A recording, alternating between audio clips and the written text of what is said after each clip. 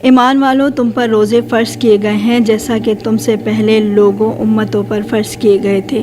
تاکہ تم تقوی اختیار کرو، تاکہ تم متقی بن جاؤ۔ ماہ رمضان المبارک اسلامی کیلنڈر میں ترتیب کے اعتبار سے 9ویں نمبر پر آتا ہے۔ ماہ وصال تخلیق الہی کے اعتبار سے یکساں ہے، مگر فضیلت کے اعتبار سے ماہ رمضان ان تمام مہینوں پر برتری رکھتا ہے اور افضل ترین مہینہ ہے۔ اسی طرح ماہ رمضان میں بقیہ تمام مہینوں میں مختلف وجوہات کی بنا پر افضل ترین مہینہ ہے۔ بہنوں، چنانچہ رمضان کے روزے اسلام کے بنیادی ارکان میں سے ایک رکن امت اسلامیہ کے تمام عاقل و بالغ مرد عورت پر فرض ہے، جن کی فضیلت قرآن و سنت اور اجماعی امت کے ساتھ بلا اتفاق ثابت ہے۔ بہنوں، ماہ رمضان وہ ہے کہ نازل کیا گیا ہے جس میں قرآن کریم جو لوگوں کے لیے باعث ہدایت ہے اور اس میں ہدایت کے اور حق و باطل کے درمیان فرق کرنے کی نشانیاں ہیں۔ چنانچہ یہ مہینہ نزول قرآن کا مہینہ ہے، خدا پرستوں کا سرچشمہ ہے، صبر و تحمل اور اظہار نفس کو معلم ہے، اللہ کی خاص رحمتوں اور برکتوں کا مہینہ ہے، فراغی رزق اور ایک دوسرے کے ساتھ خیر خواہی کا مہینہ ہے، جنت میں داخل اور جہنم سے آزادی کا مہینہ ہے، کیونکہ اس میں جنت کے دروازے کھول دیے جاتے ہیں اور جہنم کے دروازے بند کر دیے جاتے ہیں، شیاطین اور سرکش جنات کو جکڑ دیا جاتا ہے، مغفرت و رحمت کی برسات ہوتی ہے، گناہ گاروں کو راہ نجات ملتی ہے۔ اہل ثروت و دولت حضرات رضائے الہی کے لیے فرض زکوٰۃ کی ادائیگی انفاق فی سبیل اللہ میں بڑھ چڑھ کر حصہ لیتے ہیں، یعنی نماز تراویح میں مشغول ہو جاتے ہیں، بارگاہ الہی میں دعائیں کرتے ہیں،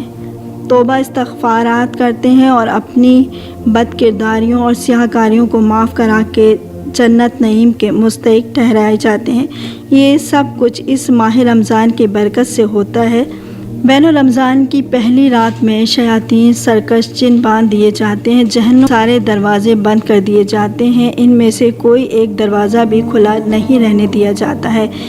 جنت کے سارے دروازے کھول دیے جاتے ہیں اور ان میں سے کوئی ایک دروازہ بھی بند نہیں رہنے دیا جاتا ہے۔ جو شخص اس ماہ کی خیر و برکت حاصل کرنے سے محروم رہ جائے وہ ہی اصل محروم ہوتا ہے۔ رمضان میں اعمال و ثواب کئی گنا تک اور نفل کا ثواب فرض کے برابر اور ایک فرض کا 70 اور با اعتبار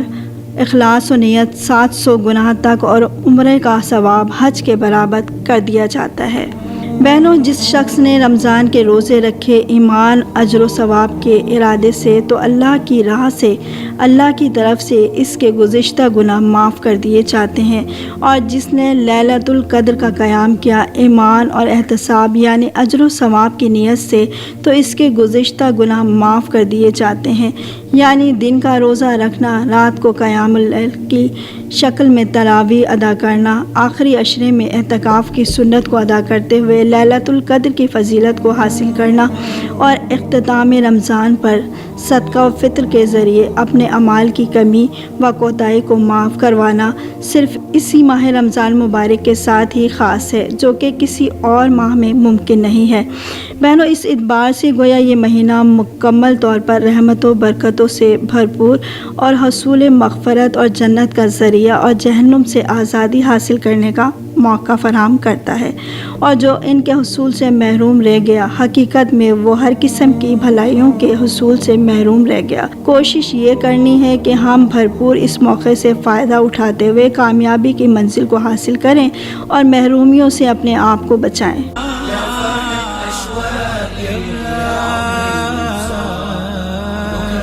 سأل من كل أيام الصعب